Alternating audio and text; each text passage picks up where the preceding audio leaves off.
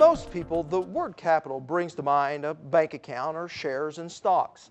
But there's another kind, human capital, that values the skills and knowledge people bring to their jobs.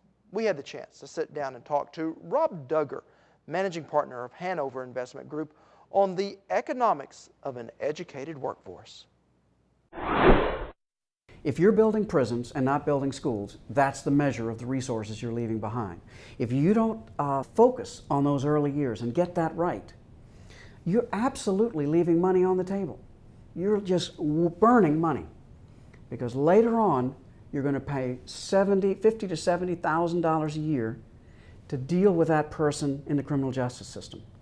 You're going to lose hundreds of thousands of dollars over a 4 or 5 or 10-year period from reduced earnings and tax payments. That employee, that person, is not going to be able to get a good job, they're not going to have a strong earnings, and they're not going to pay much in the way of taxes. They're not going to be able to form families or help make a strong community or attract people to Oklahoma City or to Tulsa. That person will become a drag on the local and the state economy. As we compete with those newly developing economies of, say, China and India, in some ways it seems that they have the luxury that they have so many people that they may only educate the top tier of their society, where in this country we do try to educate everyone. Do we find ourselves at a disadvantage because of that? We absolutely have to make sure every single one of our kids is as competitive as possible.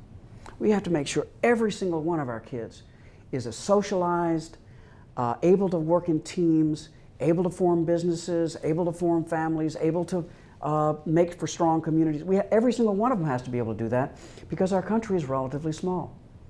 The Chinese, if they just super educate 1% of their population, 1%, they have a competitive workforce that is bigger than ours.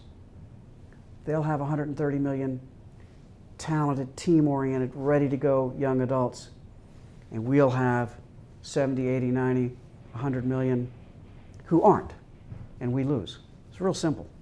So it sounds as if workforce development is going to be a key to solving this current crisis.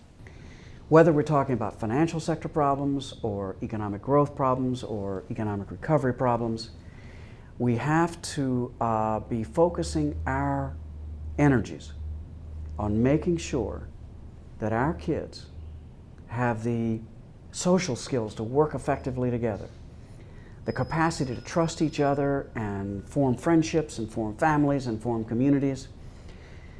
Those skills, together with basic education, engineering, science, literature, music, all of these basic educational skills, that's what makes for a competitive workforce.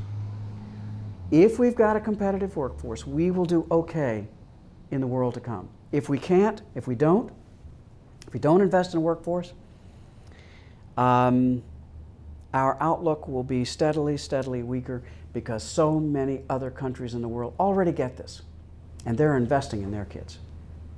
Thank you, sir.